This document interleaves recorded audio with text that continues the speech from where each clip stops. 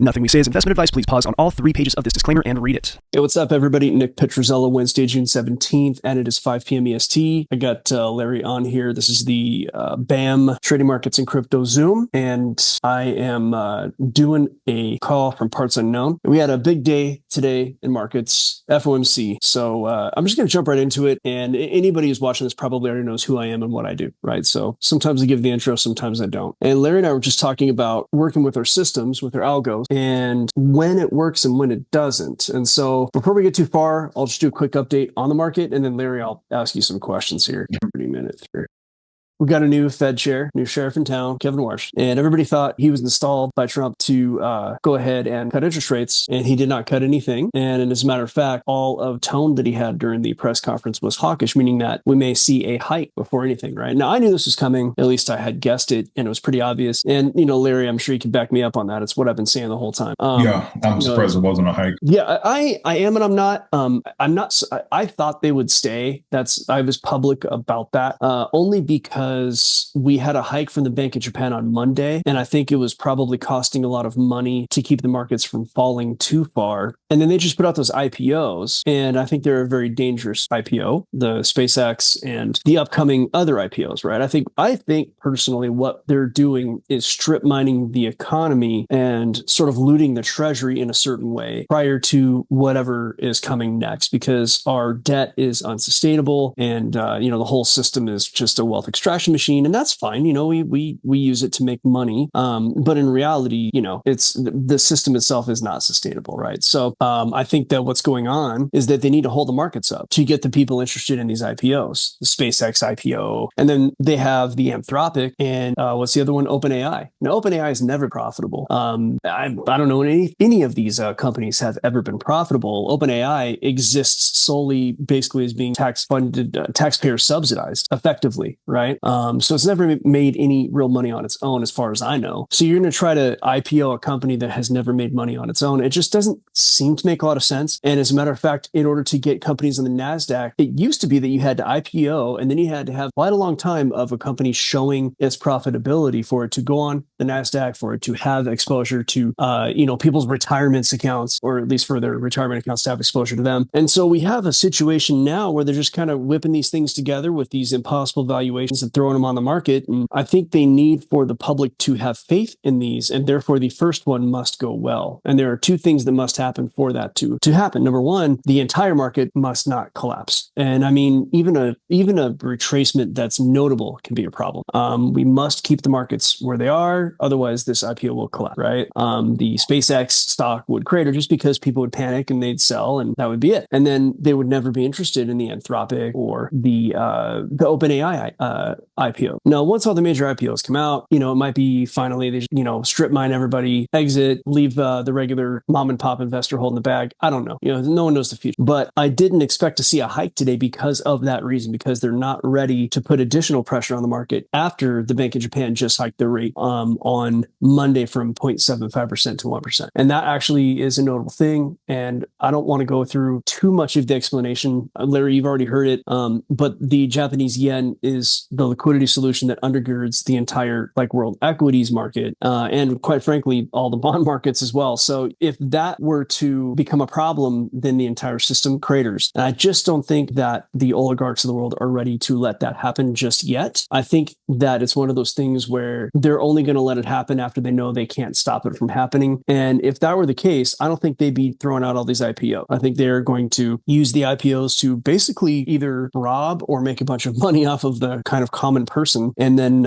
after that, who knows? The future is impossible. But what I can tell you is that we have $40 trillion in balance sheet debt, 80% of which we owe to ourselves, 20% of which is owed around the world. And we add, 2.5% of that? We add about $1 trillion every quarter. So every year it effectively is, we're adding 10%, and it's worse than that. It's actually worse than 10%, but effectively we're adding 4 point something trillion a year to a $40 trillion balance sheet this year if nothing changes in the way that we spend and make money. money. So we have a system that is unsustainable, which is great for volatility and fresh traders. So today we didn't see a hike, but we saw a lot of talk that sounds like a hike will come, and therefore we saw the market fall, and therefore you see what happened right here on the screen. And this screen, you can see I have these paths going down to this level where price just went, which means I predicted this. The receipts are online. The video is out on Monday on the Algo Factory channel. You'll see that I predicted this move, and I predicted it down to this gap because the CME gap's like fill. Okay, so CME, Chicago Mercantile Exchange, the gaps almost always need to fill. It's a structural thing. And so today we had hawkish talk that's kind of like, hey, we might see the rates hike in the future. Price made its way down to fill that gap, and Bob's your uncle. So all of that has left us in a position of what's next, right? Well, for one thing, I made a hell of a profit on my Canadian trade here.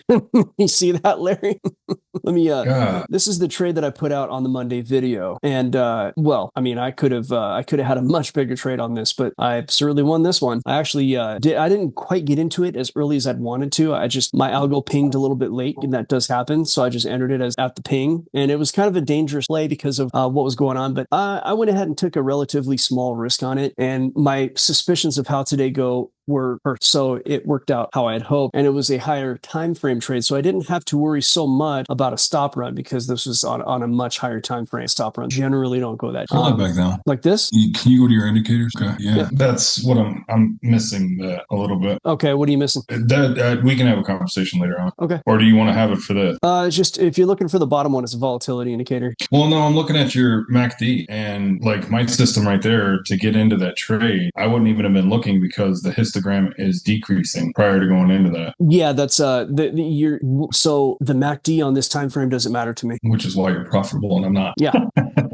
Yeah, the MACD on this time frame matters on trades that are on lower time frame. The MACD that matters on this time, like on this trade, is on a much higher time frame in combination with other. So look, 30 minutes to 5 minutes. This is the algo. Like this is a multi-time frame look. So it's all the same stuff, the same indicators on the bottom, but the data on the top is different time frames. So these are like 8 different pictures of different time frames, right? So, and I know that looks complicated to Larry, I know. Yeah, but see, your daily is negative. Your histogram's negative. Mm-hmm. Yeah. Yep. This is the 3 hour. This is the daily. Well, your 3 hour was negative. Well, I don't think it was. Well, it did. Yeah, right before the move is when it crossed. Okay. No, it crossed 1 to about 6 to 9 hours before the move. Oh shit, that's right, because it's the 3 hour. Yeah, so it was very positive. Well, that and you'll see here on the 3 hour that my algo ping. See this little green arrow right there? Yeah. That's a separate algo that is not using all of the data that you see. That guy pinged. So, like I told you, I got into it a little bit late, but I didn't want to trade against this structure right here. You see that there? So when the algo pinged, it was below this blue line. Structure created by this high over there. That's tweezer top, right? Yeah.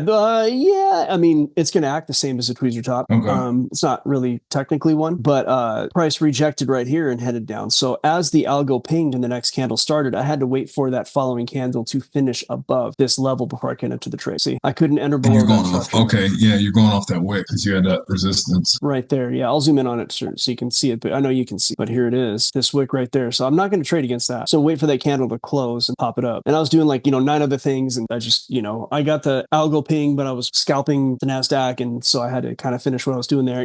Too many things and not enough screens right now in what I'm currently dealing with. I have some screens I'm not using. But it's it's a hell of a trade. I mean, I took it was a third the amount of profit I could have got. But yeah, that's you're playing news events, which we don't do. I just played the algo. I just played the trade as I normally would. Did you go full position? No, I took a smaller position because of the news effect. No, that's what I figured. Yeah, I'm not gonna take full position on an FOMC day. No way. No. But the ratio was 2.53 to 1. So it was like putting in $100 pull out 250 or 1,000 to pull out 25. Depends on. So that's kind of what happened. And so what's going on is it was a dollar strong move. So the dollar is going to gain in strength against a lot of, and we're going to have to wait. I'd say at least until maybe the European session for all of this madness to kind of calm down and find an equilibrium where the technical market unfolds. And then London's going to be interested with the transfer out of the European markets today. Oh, what's going on there? Well, your explanation that you pulled on it wasn't a sell off or a transition to JPY. It was a hedge of the bets on the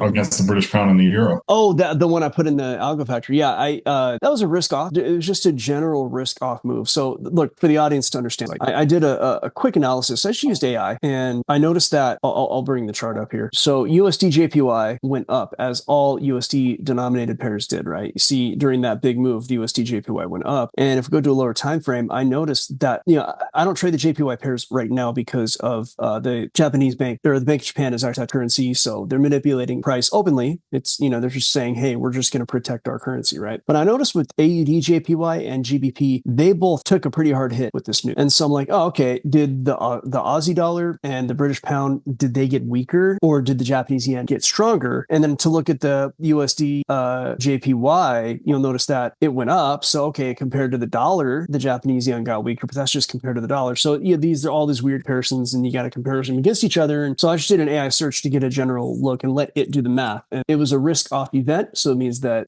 because the Fed is expected to possibly hike rates in the near future, people are going to pull their money out of markets and go to the dollar or something, or another safe haven. And technically Japanese yen is kind of a safe haven. So that's just what happened. And so the Aussie and the pound got sold in favor mostly of the dollar, and the Japanese yen didn't take as hard of a hit. And that was the whole story there.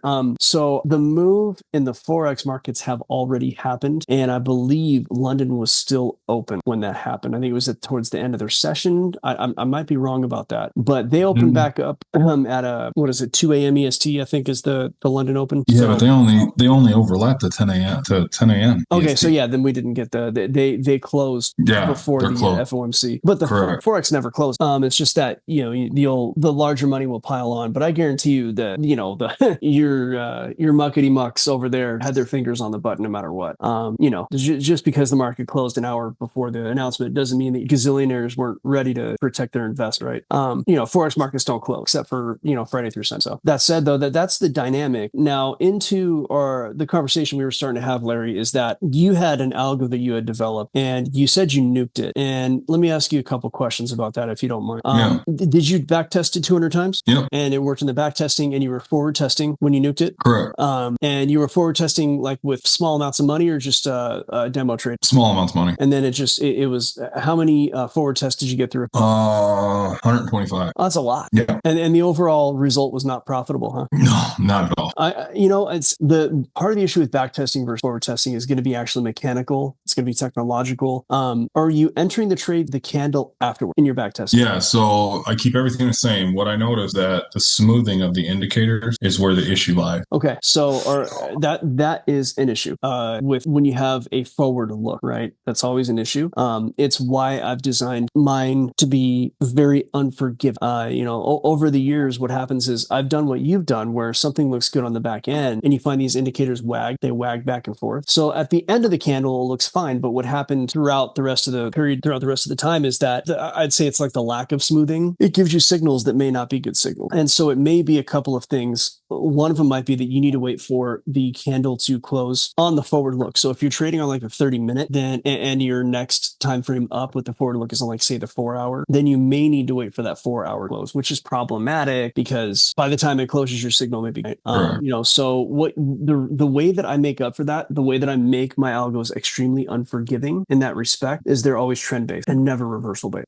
Trend based. Okay, so if that's the case, now here's one thing that I've noticed when it comes to even trend based, and I'll show you on a single time frame what I'm talking about. And this is why it's kind of like creating it manually can be wise. Let me get off a JPY pair. So oftentimes, and let me get away from like a market. What I will do, like for example, this ping right here, of course, it was a good ping because of, this is like one of my keystone algos right here. But you'll notice it pulled back right away. Now I guarantee you, when I take a look down at the SMI, you'll notice that it will go overbought, pull back, right? So let's see. Right. Look at this right here. Overbought, pull back again. See that? Yeah. So what I'll do is, even though an algo pings, I might enter half a position there, but I will let it go overbought, and then I'll swing back, and then I'll catch the next dip outside of overbought. You see what I'm doing there? It means are you keeping the same TP as the initial entry, or are you just scaling it? No, same TP, and I scale in, but with okay. Each trade has to be treated as an individual trade. Okay. So if the conditions have changed by the time that you go to enter a new trade, you must account for all of those conditions. You're now rolling a new set of dice under new conditions, right? So that being the case, generally the original trade may also need to be adapted, but that's going to have to be done with strict rules, right? It's all algorithmic. So I will look at this as a new trade, and what you'll notice here in this particular case, and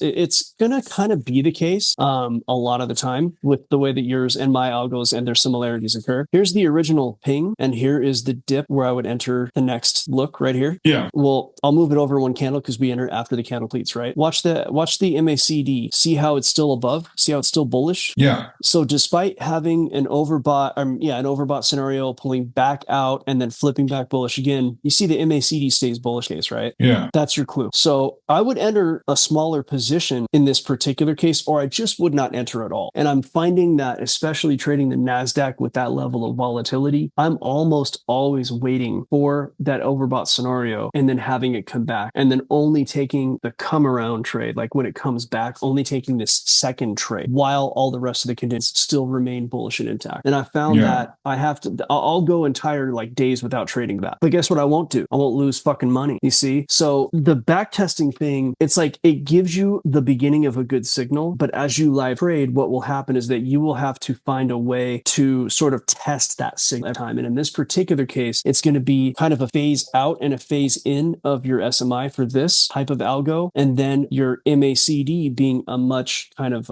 more robust indicator must remain bullish. And then you have a test of that MACD because SMI came out, came back bullish, MACD never left bullish. You get what I'm saying? Like bullish conditions remain despite having the momentum get tested. Like you have a momentum test and then your convergence divergence were bullish. It's kind of like you're doing a tug of war, right? And you don't know how strong the other guy is, and you're pulling and he pulls and you can tell he's pulling as hard as he can, and he runs out of juice and you still can beat him. Let me ask you, with that trade, you were comfortable going long into the heavy structure or into the heavy resistance? Into this right here? I mean, I didn't take this trade. Oh, you did not? I'm just giving you an example of what it might look like. You know, yeah, that's the red flag. That's the red flag I'm seeing right away. I wouldn't have took that trade because you're right underneath resistance. Yeah, no, I'm ignoring the rest of the rules. I just want to show an example of what the indicators might look like in case, right? So pretend that resistance wasn't there, right? So that's a false breakout then. Yeah, that's a fake out breakout. Okay, for sure. Now, another reason I may not have taken it is things that I would see on a higher time frame. You know, that's another thing. Or, you know, what I might have done was I might have zoomed into a lower time frame and taken a little bite at it and used stop losses on like the 5. This is the euro, so I wouldn't have done it with that. But with like the NASDAQ, with that resistance right there, I would have probably zoomed in to like the 1 minute because you can trade low time frame like that. And I would have been very conservative and just been like, okay, I know I can't get more than a little bit out of this, like, you know, maybe $100 or something, but I could go long like right here and have at least a 1-to-1 up to resist, right? Yeah. You know, and I would do that. I mean, my rules are 1-to-1 or better. So I might have taken that bite out. And by the way, if and when it took off like this, and maybe after you see this little like pullback right there, if you got the balls to even stay in something like this, a lot of times just clip out.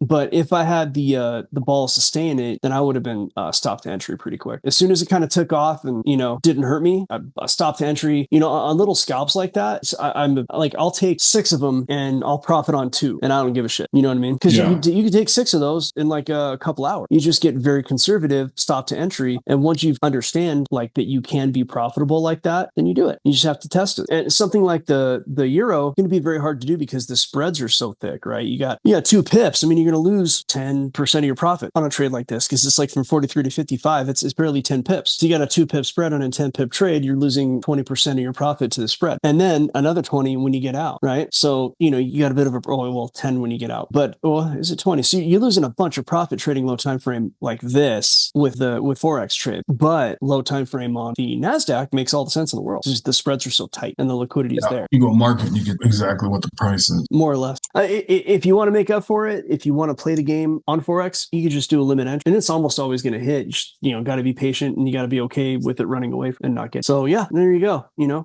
trying to find some other examples like that don't involve structure. And that is going to be, you know, the challenge, right? Also, a lot of what I'm going to do involve higher time frame looks. So, you know, when I just look at one time frame, it's not necessarily going to be, you know, something I look at. But here's a really good example. So this is on the 5 minute. You have the MACD flip. Who knows what happened in a higher time frame? But you have an MACD flip. You see how it stays like bearish this whole time? Mm-hmm. And then you have your SMI. And your SMI, numerous times, it's sloppy, so it's hard to trade. But in the very clear flip like this, you know, and even like this, it stayed bearish that whole time. In fact, yeah. So those are both winning trades. And what probably happened on the higher time frame is that there was a topside SMI dip like 30. So it probably flipped over, and then you can just catch these little moves moves up, wait for the tip, tap it, go make your money, as long as the MACD stays bearish while that SMI flips up. So just a little like sauce, for anybody who's watching. You'll notice here, look here, look at this right here, SMI flip while the MACD is bullish. What do you get? You get a move up. That's not a big one, probably not even a winning trade, but what you're noticing is the way that the heart beats, right? You see it right here, even while the SMI is topped out. I mean, you could wait for it to no longer be topped out, come back down below overbought, and then take your trade. You still get a winner, right? I mean, it stays bullish. It goes up a little bit. It's on a low time frame, but guess what? Let's just say you are not looking at the 5 minute, and let's say you're looking at 3 hour, right? So this is where the money is. All your most profitable traders are trading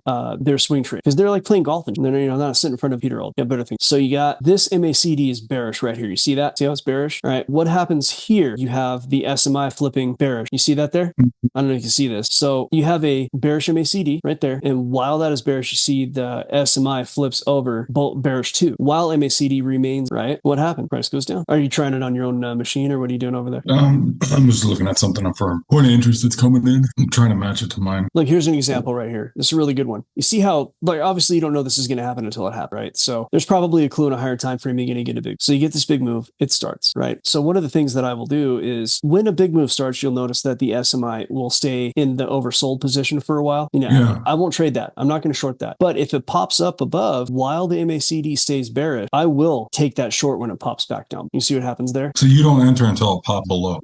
Above in this case. Oh, yeah. Well, no. In this case, the entry rule is this has to pop above, it has to cross back bearish, and the candle must close. So chances are I'm not entering it until here or even here. So then you have a nice move. So you need it to go from oversold back above the line, then enter back into oversold before you enter. Correct. No. I don't need it to re-enter oversold at all. I just need it to cross. I just need the SMI to cross bearish again. I don't care where it crossed bearish again. What I do need is for it to not, let me put it, see how this over here, it dipped down, right? And it's in the oversold territory and then it crossed bearish again. I'm not interested in that. I don't want that. See what I'm talking about? So you'll notice in this scenario, the MACD is bearish. You cannot see that, but you see how this pops down? Yeah. And then it crosses bullish right here and then it crosses bearish. You see that? So you're right there. Why are you seeing it bearish? Is there a color change there? No, you could just see that so this is the SMI. You see the orange line? See how it crosses above? So it's kind of hard to see because. Oh, okay. I see the two lines. Okay. That's the two lines. That's your signal line. Okay. Yeah. I'm seeing now the two lines. The signal line is hard to see, like this SMI. I'm so used to using it. It's not the best for that visibility, but there's a bullish cross and there's a bearish cross. And the bearish cross occurs like right here, right? Basically right there. But I don't take that trade. You know why? Because it's an oversold trade. Yeah. But if the MACD remains bearish like this, right? And on top of that, if MACD remains bearish and then the SMI pops above -40 case, right? It pops out of oversold and then goes and crosses again, whether across an oversold or not, I will take that trade. It's just got to cross bearish. Now, that is a key piece of one of my algos. There are other conditions that must apply, right? Okay. So this one piece of the algo is not enough to be consistently profitable. It is just a piece where other conditions line up well. Do you want to see another one? Yeah. Okay. So let's say, here's pretty good. Okay. So I'm going to demark this area all the way from here to, we'll say like here, right? And in between these dotted white lines, the MACD is bullish, right? Green. Okay. So what I would be looking for as that piece of the algo is for the SMI to have two conditions. Condition one is that because this is a bullish trade, I do not want to trade into overbought, right? That's condition one. It must not be overbought. It must be below 39 for like the beginning of the scenario. Now here, what you'll notice is that you have it's a bullish trade. You get a bearish SMI cross right there. You see it? So yes. The cross is bearish. And then you get a bullish cross like right here. So the candle after that is going to be like right here. Candle must close. Yes, it's going to eat into your profit, but you'll have profit. It's all in your head. So this yellow line is where I would consider entry. Now this one is maybe not going to go as right, but let's see how it would go. Now we have to talk about exits. That's a different conversation, but I would enter long right here at the close of this candle. It will go against me for a while. A stop loss would be below this structure back here, right? And I'd have some targets. Who knows where? I don't know. Probably up to here. So it's like a 1.2. You want to avoid this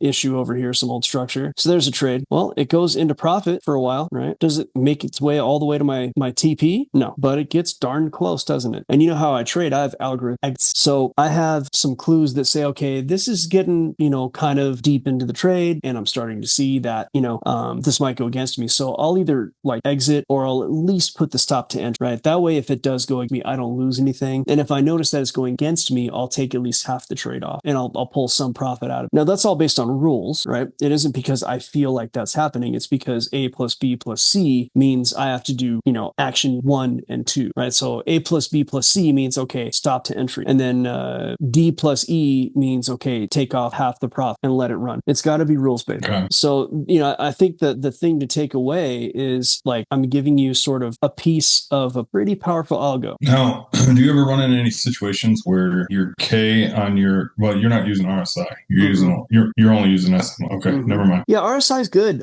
for certain things. I've used it. I've used it a lot. That's a stochastic RSI, not just the RSI. Yeah, I was just wondering because I'm gonna have to look into it more. Okay. Because I'm looking at NQ1 right now on a 15-minute, right? Okay. But the stochastic RSI, the K is already at 97.71, but the signal's only at 63.65. Yeah.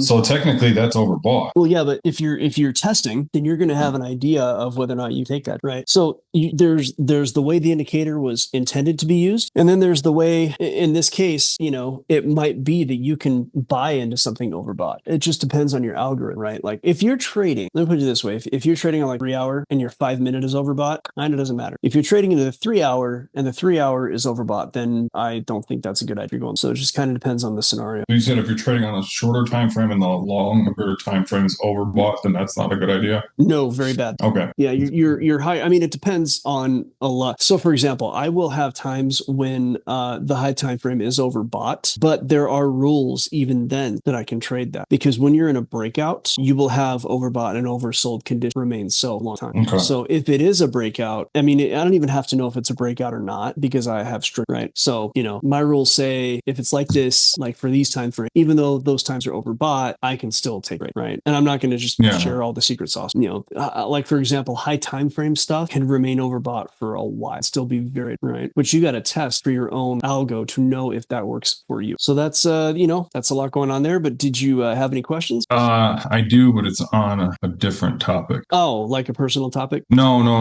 Market, but it's not with indicators. Fair value gap. How do you tell whether it's going to be a reversal once it gets to that fair value gap area, or if it's going to be a break? I'm not a fair value expert. I played with it for a minute. Okay. The one guy that I saw making videos on fair value gap, I ended up checking him out, and he was a huckster. He's a fraudster. Okay. He wasn't profitable. He wasn't even really trading. So I kind of ignored it. I mean, it's a real indicator. Honestly, man, I don't really know for sure how to answer that, but my understanding is if the entire scenario is bearish, and so the candles like fall really hard on fair value gap, and the price comes back up to touch that fair value gap. If it reverses back down, that good. But it fair value gap, it's like, I don't know, dude. That's for a trend trade. I don't want to just like give a lot of advice on something very right. Like I studied it, and it's just like I kind of used it, and it was like, you know what? Yeah, I don't have the 10,000 hours or whatever behind. You know what I mean? Like there's guys that say they trade it. It's a very well established indicator. But the only video that I studied, I looked into the guy, and he's a huck. So it's like, okay, you know what? I lost too much time on this thing, and I moved. Was he putting any confirmations on there on like liquidity sweeps out in front of the fair value gap? I could find the video and send it to you. Okay. I don't remember. It's the head's a little cluttered. Yeah, I hear you. Well, like you said, you got to find one thing and get good at it. Yeah, I mean, the indicators aren't really working out too well for the amount of time that's going into it. I'm wondering if I'd switch to a more structure-based strategy. Are you using the fixed range at all? Fixed range. Okay, this might be a good place start. You talking about the fixed range finder? Fixed range profile, fixed range volume profile to be specific. I haven't added it. I have looked at it a little bit. Like, I'll put it to you this way: like they say you don't use volume on forex, but you can. The exchanges have their own volume. And the way that I use this, it adds to structure, right? So I'm going to determine the volume profile for this move right here, right? So I'm going to grab the fixed range volume profile, and I will literally trace that move, right? And I'll get rid of the training wheels here. Now, where these bars go out is where most of the volume was. So I will draw yellow blocks around the areas that went out that are very clear, and there should be a lot more up here, but I'm just going to measure the one move. Okay, so I'm not going to get too complex in this explanation. And then the areas that are where there's not any bars at all, I will put a different colored box. We'll say teal, and then I will do one here. Can you go back to how you're drawing your box for your fixed range? I'm sorry, you'll have to ask that question again. How do you expand the box for the fixed range tool? Like the box? Yeah. These boxes that I drew? No. To get the tool to actually come up on that price action. Oh, okay. So you're gonna measure, say, this move from here to here. Okay. So you grab the fixed range tool right here. You start at the beginning, click the button, you go to the end, you click the button. Does that answer your question there? Yeah, no, I got it. Thank you. Okay. So now when you have these areas of volume, price is going to be attracted to those. Okay. When you have the areas with a lack of volume, price will repel from those. Right. So we'll actually do a replay so that we pretend that we literally just drew this line. Okay. So what will happen is price is going to be attracted like up to this area, but it has to bounce through these areas where there are no volume nodes, and it's not going to want to do that. So a couple of ways to handle this. It is going to be attracted to this area with all of these volume nodes. Okay. So let's just say I get a long signal. Well, how do I measure my targets, right? Well, I know that it's going to want this yellow area. And I know that there's even some volume back here. There just is a space up here. So price is not going to want to go into this blue. So I will have my targets not touch that area, and we will have a 2-to-1 trade, right? Now, I don't know if my stop loss is good enough. I might have to deepen that, a little bit, just because I don't remember what it looks like, but let's hit play a couple times, and it's going to take a minute because, it's going to take forever actually. So let me get out of here and you'll see what's left. What's happened. Okay. So you'll see that price bounced right up to this area in this blue and it rejected. Do you see that? Yeah. So where there are no volume nodes, price will not want to go there. Price always gets attracted to volume, right? Okay. So as you're analyzing your structure, you'll notice that, see how like this, there's a blue, let me delete a lot of things. Like, that there's no volume where the blue is, right? So I'm going to delete everything else, and there's no volume where the blue is. We know that, right? Well, you see how on the way down, price came to here, and the minute it got to the area where there was blue, where there were no nodes, it like literally rejected and kept going down. Mm-hmm. It doesn't want to cross though. It's attracted to where there are volume, which is going to happen where the price has gone back and forth. There probably was a yellow right there. I don't remember. So it wanted to grab the liquidity here. Now, to trade strictly based on this is not something I would do. It's doable. You may be able to develop something that worked that way, but you might have this attempt to make its way to the yellow and reject at the blue. You could either know that it's going to want to go there or not, and so you don't take the long, or you might know that it's going to want to come and grab liquidity from all back, I don't know, wherever, right? Maybe you look way back and you do the math, and wherever the lines are, it's going to want to go to that area, so you can sort of have your targets in that area, right? Mm-hmm. So that's a way to sort of augment your structural play. So for example, trying to find a good, here's one, go back here. So you got this strong move from here to here, right? And I can't use the replay function, unfortunately, because of the time frame setup that I have. Take forever. Yeah. But I can at least throw this on here, fixed range on that move, and you're going to see that it's attracted to this area where all the volume is. A lot of attraction, especially where that red arrow is the point of control. But it's not going to want to make it past this area where there's like no volume. It just doesn't want to go past there. So even though you might want a target way up here, this area with no volume nodes is going to block. So it's a good place to know sort of where a reversal might happen in a bearish scenario, which is really what happened here, or at least where price is going to not want it.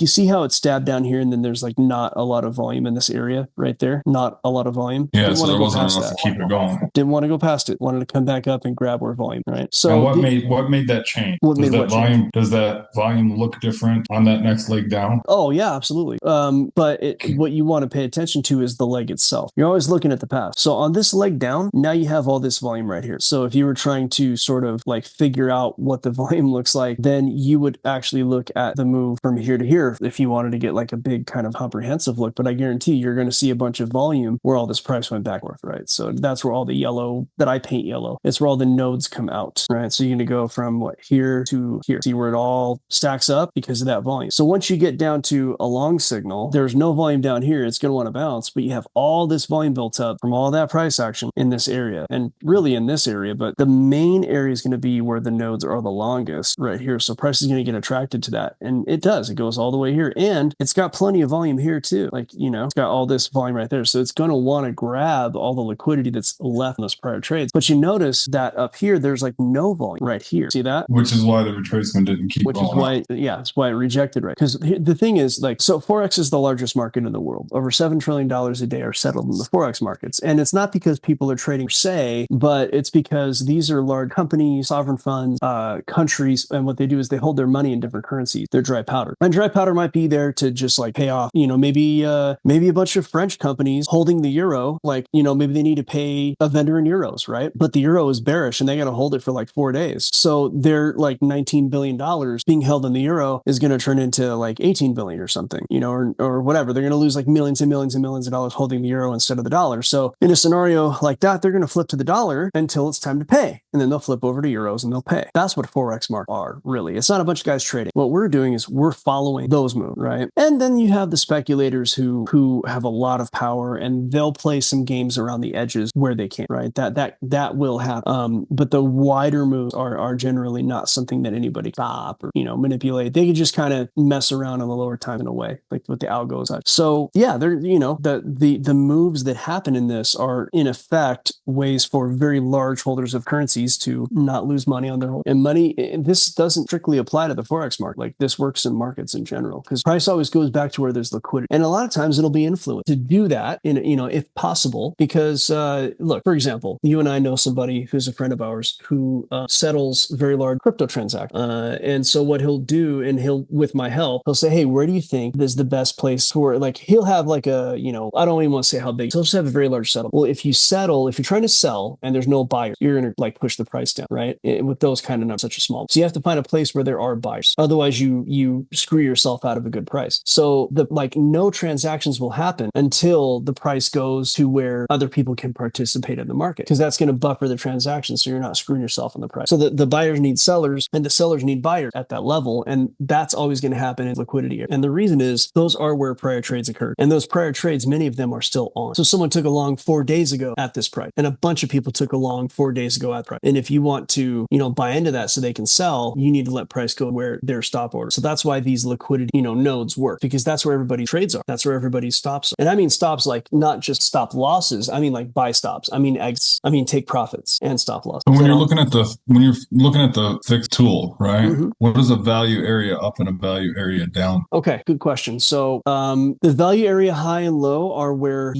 it's kind of a border for those liquidity areas, right? So you'll notice that they always are around the liquidity. That blue line right there, value area high, value area low. So that's where 70% of the transaction happen. Depending on how you set it, you can set it. Wait, I'm not. Can you not see these lines? Oh no, mine weren't. They weren't. Okay, they weren't highlighted to be shown. Yeah. So your value area high and low, I think these are set. See value area. So yeah, value area volume is 7. So 70% of all transactions in this fixed range all happen down here in between those two blue lines. And a point of control is the node that had the most transactions, and the red spits out from there. So, and there's a lot to this. Using value area it actually could be really profitable if you have a ranging market. So I used to trade and train under an institutional guy, and he would look for tight ranges. And if you're going to range trade, what he would do is he'd look for price going back and forth to the point where, and he used, what I'm about to use is effectively what he used on a platform. And we were using check what it's called now, but it was like a pro platform, old school too. So he would go from like the beginning to here, right? And you'll notice that, especially as you continue forward, it's a bell-shaped curve. See, it's kind of a bell-shaped curve. Yeah. And that means that at that point, price is going to it's not exactly bell-shaped, but it's kind of bell-shaped. So price is going to rotate back and forth between the value area. So you effectively could have, once you have an established value area, it's not going to happen right away. You're not going to identify it until it's kind of identified right here, right? So if I were to extrapolate these lines like this and like that, right? And if it stayed at this point, it's pretty well set on a bell curve. It's a range. It's very clear visibly. Then having orders like right here, you'd have to kind of maybe even change the value area to be a little higher. In this case, it's just set at 70. I don't use it, so I don't mind kind of changing it. You'll have to test it really, to be honest with you, to encapsulate properly the range of price, right? So I don't know what that's going to be. In this case, you're going to test it for every asset, but I changed it to 85%, right? And this is not exactly a bell curve. It's not the cleanest example of like what we're talking about. Perhaps if we start later, you'll see it, right? So that's even dirty. So you really want a nice clean bell curve on this. Like that's getting better, but it's not that clean. So honestly, I'd have to find like a decent example where it's not all wonky. But if it wasn't wonky, then these prices and swings, even as they are still profitable if you have your value areas set profitably or properly. And as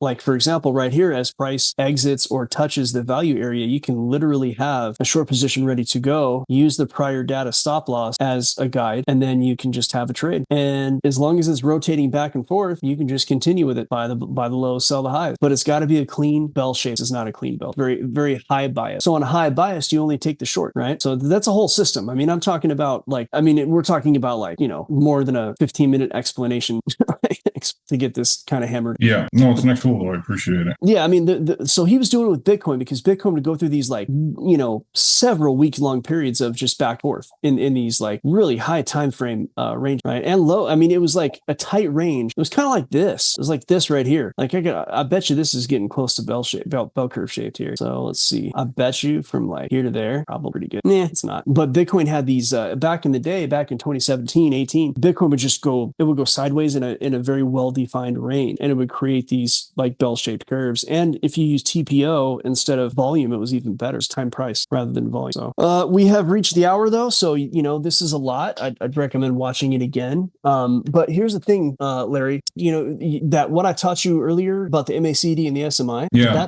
that's a nice keystone, right? That's a nice keystone and what I would do if I were you, in this like watching this video is I would focus on that keystone and build around it, right? So I would look for that condition to happen, but maybe like only trade bullish trades because of a higher time frame bullish trend. You get it? Yeah. So you got the bullish MACD, SMI flips against and then flips back towards it, and that's a nice long right there, as long as it's not overbought. And then the way to make a decision long or short would be a higher time frame bullish trend. Yeah. I would focus there. I would not worry too much about the fixed range is good. It's though I wouldn't build right now an algo around the fixed trade. I would not do that. I would focus on the keystone, and then if I were to use the fixed range, the only reason I would use it would be for targets, like for places where price is going to be attracted to, repelled from. It's a nice thing to know where, hey, this trade's in my favor, but why is the price not going any further? And then you bust out the fixed range and you're like, oh, there's no volume here. There's nothing for it to grab. And then it's like, okay, maybe it's just better to put my target there, But yeah, we're here at the end of the hour there. So you have any questions before we get out of here? No, I think I'm good. All right. Well, let me know what you think of the keystone. Yeah, let me, you know what I got to do now. Yeah, I'd identify a higher time frame filter and use the keystone. Yeah, and I'm going to have to go back to 200 times before I come back to you. Yeah, well, that's fine.